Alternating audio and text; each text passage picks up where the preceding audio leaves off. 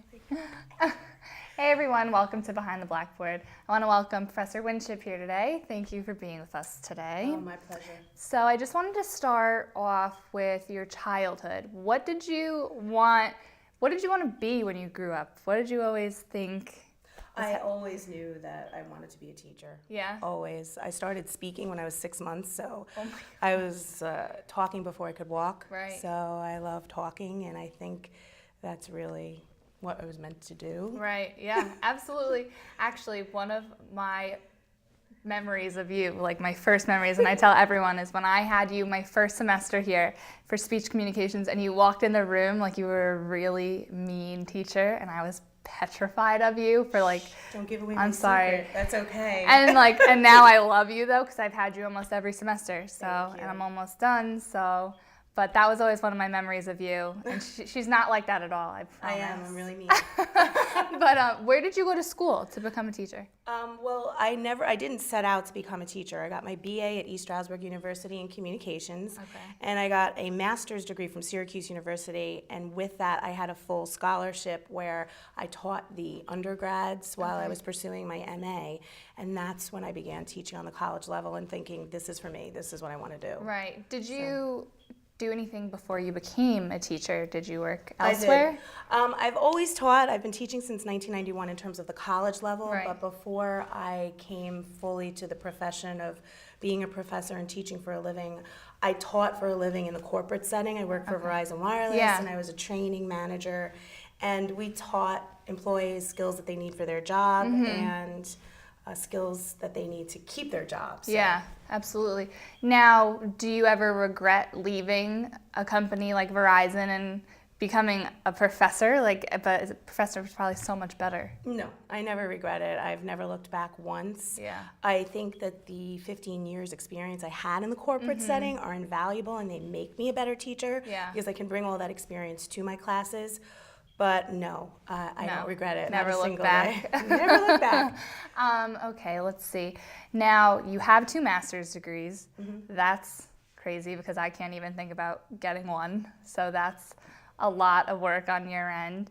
Now, what classes do you teach here at STAC? I teach a lot of different classes. I teach our fundamental class, the one that you mentioned that you were in when you first started, our speech communication class, where we teach the fundamentals of speaking and public speaking. I teach business communications, which is great because I can bring my corporate background into the classroom and help prepare students for their beginning work in the field.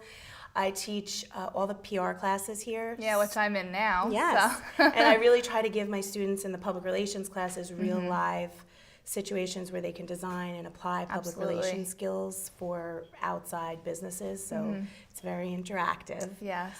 I teach a class called He Said, She Said, Gender Differences. That's what I wanted to ask you about. Okay. I want to know more about that class because it sounds so interesting. That class is really interesting, I have to say. We look at men and women and how they use language differently. And little boys and little girls from when they are young are taught to use language differently. Little boy, and then they grow into men and women, and thus we have the clashes. Men really communicate to report the facts. They're unemotional. They use communication to win, they move up the scale, hierarchy scale, whereas women use communication to build relationships like this and nurture relationships. The famous sociolinguistic professor Deborah Tannen says that men use report talk, they report the facts, and women use rapport talk to build communication, relationships.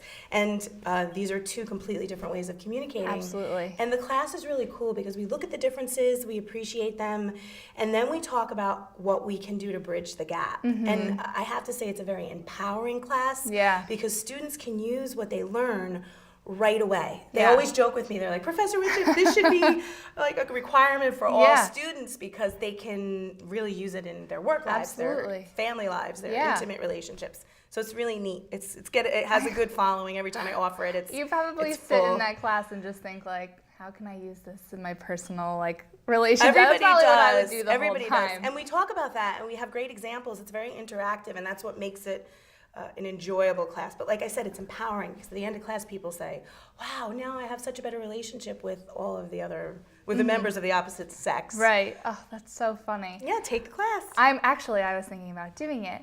But anyway, everyone knows that your husband also works here at St. Thomas Aquinas. Yes. Did you guys meet here? That was Yes, something we that I was did. dying to ask you if you met at we staff. did actually meet here, but we didn't actually get together and start dating until he was beyond his degree here. So he does adjunct in communication arts and in English. And currently, he's the director of the MBA program. That's awesome. So we had our start here and our finish here, hopefully. That's so funny. I know, I always wondered if you guys met here. Yeah, so I we wanted did. to ask. You did. But what is one memory that you have, favorite teaching memory? Well, I have so many favorite teaching memories. Yeah. I love my students, and that's really why I'm here. I guess my most favorite memory is I was teaching one of my first classes ever here as a full-time professor.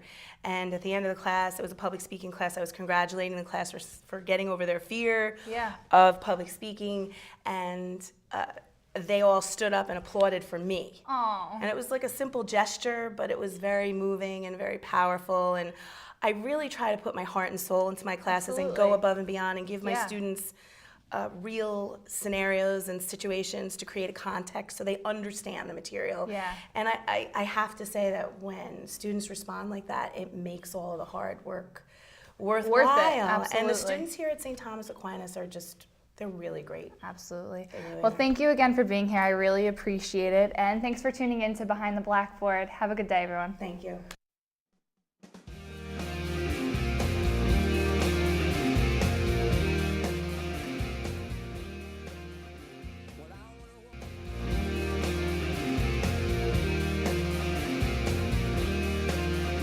Well, I wonder what it's like to be the rainmaker.